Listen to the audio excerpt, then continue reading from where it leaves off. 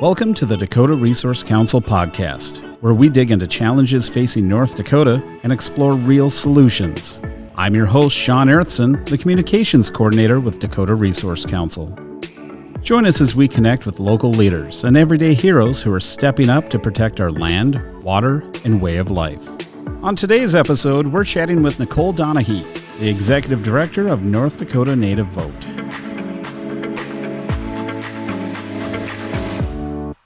Nicole, thank you so much for being on the Dakota Resource Council podcast today. Absolutely, Sean. Thank you so much for having me. I'm excited to be here. Before we dive into the details of Dakota Resource Council, tell me a little about yourself and your background.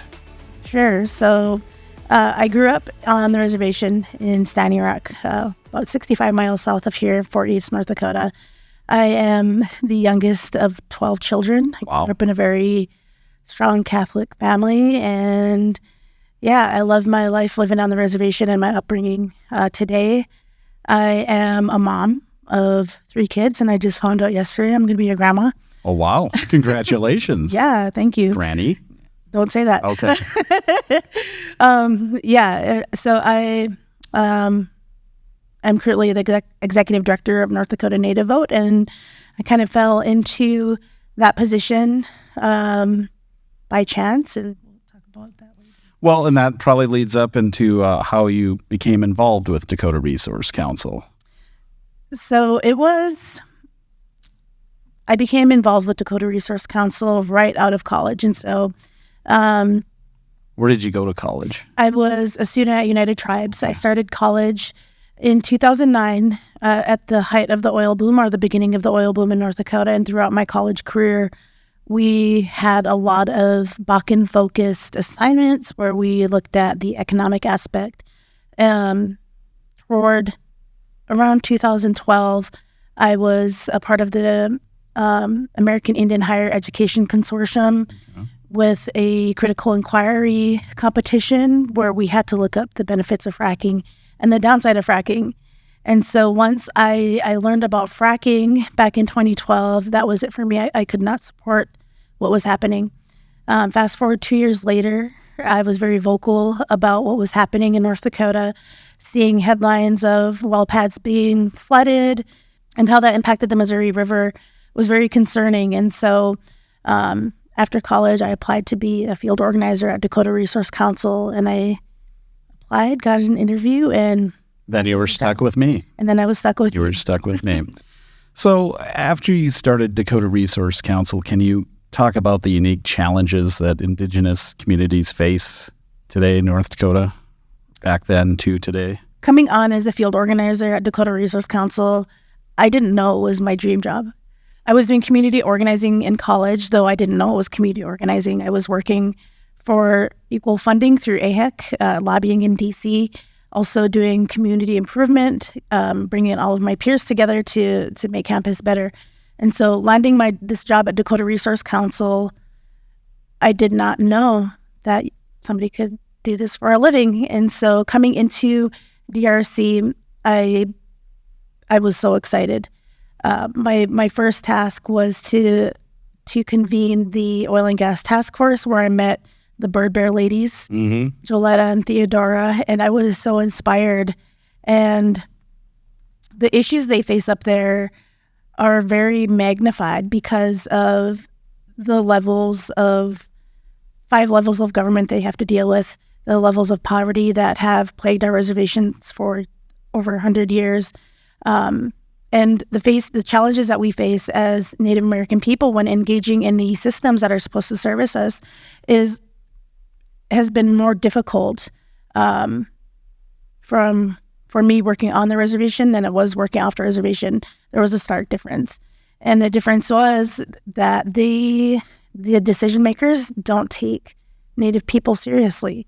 And they sort of brush us off as a matter of convenience because, one, they want to state that treaties, we're a ward of the federal government. We're under that jurisdiction.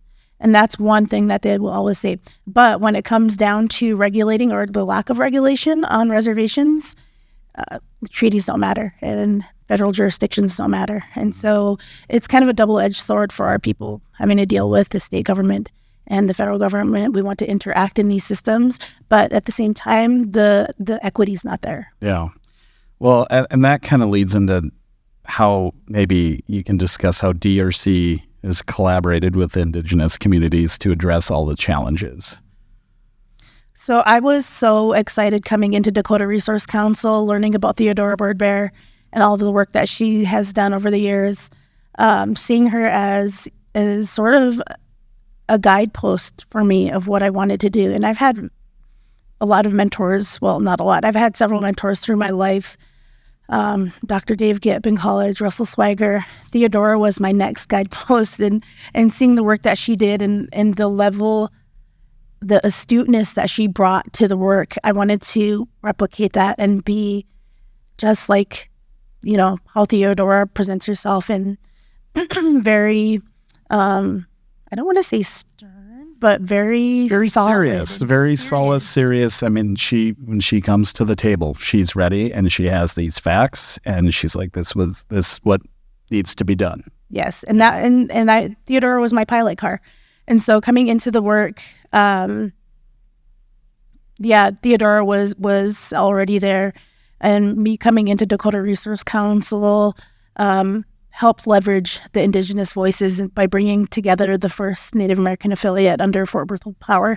And going on to impacts that DRC has had on Indigenous communities, that right there, Fort Berthold Power, and letting them have a group where their voices are heard. That is a main one. But what are some of the other impacts that DRC has had that given them a voice? Dakota Resource Council plays at the national level, at the federal level, and that for tribal communities is very valuable.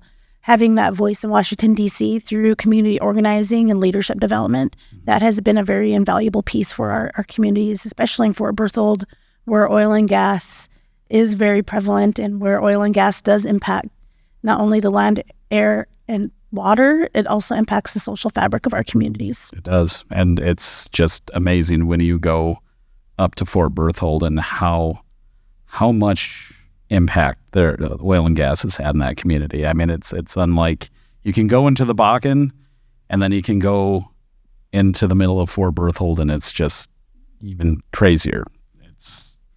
It was crazy. I grew up, my dad's from Fort Berthold, and I grew up traveling up there every summer and staying with our aunt, and returning home to Fort Berthold, it was shocking.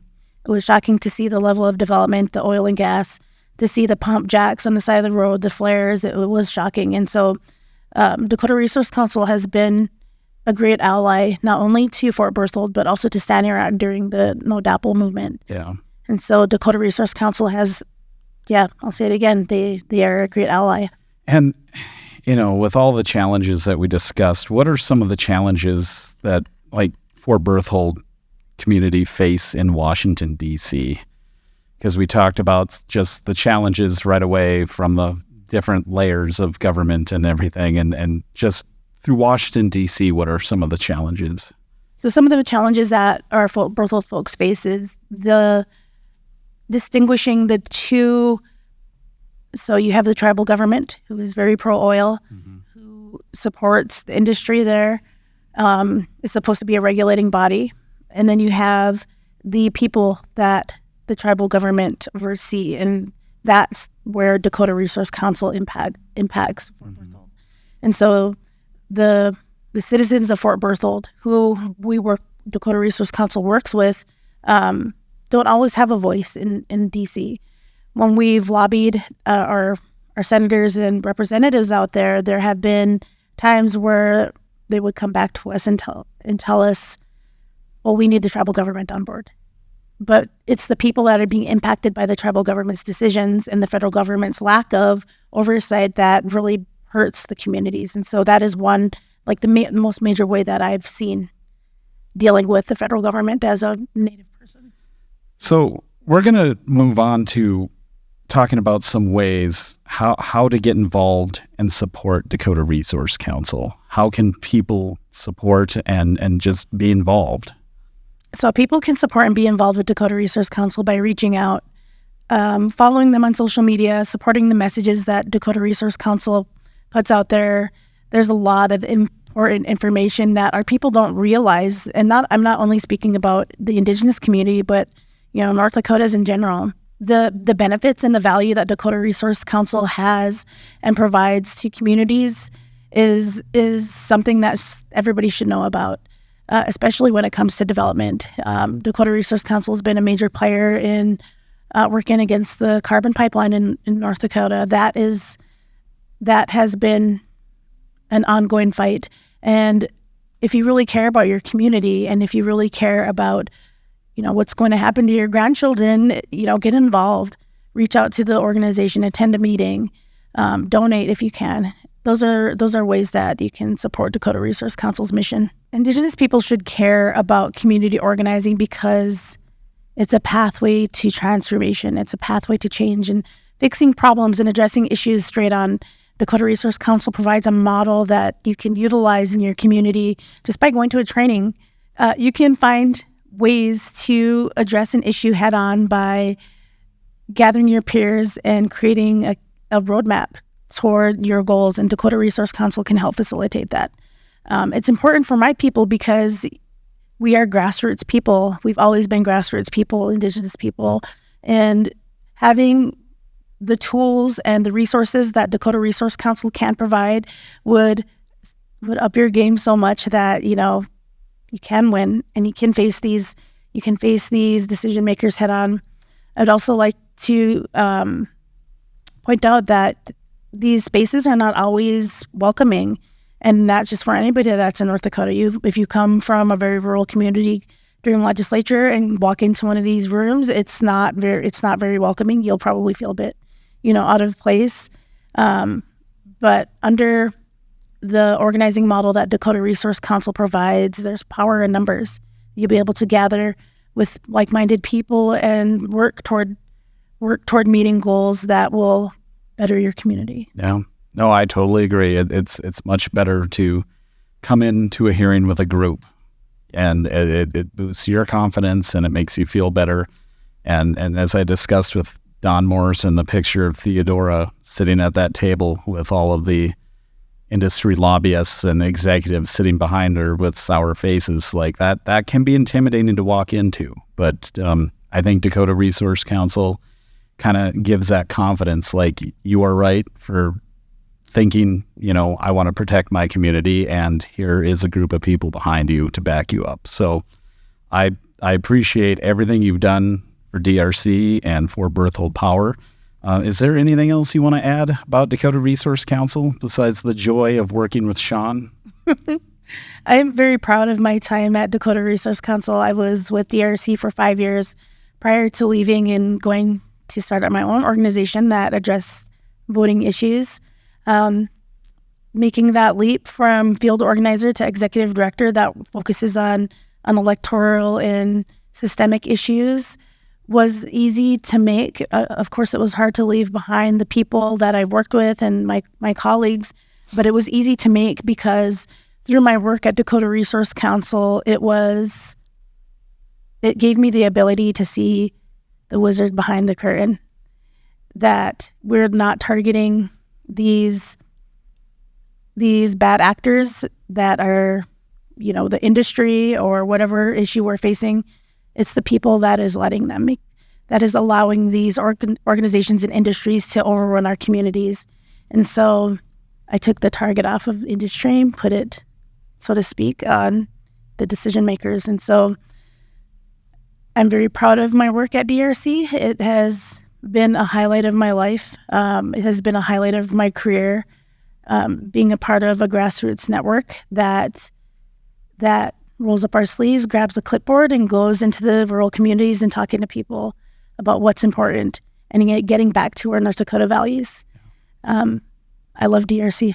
Yeah. Well, I'm so honored that you joined the podcast, and it's been amazing to watch you grow at DRC and then taking the big leap and starting on your own. And usually when you start on your own, you wait for the impacts. I think you've had an impact right away at North Dakota Native Vote and all the work that you've done. So we're proud of you. We feel like we've, had a small piece in that, Probably not me, because I'm just a goofer. But no, everything that you've done for DRC, we appreciate it. And you definitely left us with something to build off of and guide community members in helping their own areas. So thank you for being on the podcast today.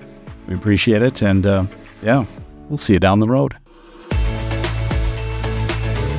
Thanks for tuning in to the Dakota Resource Council Podcast. To learn more, connect, or donate, visit drcinfo.org. I'm Sean Erthson. Until next time, keep the grassroots growing strong.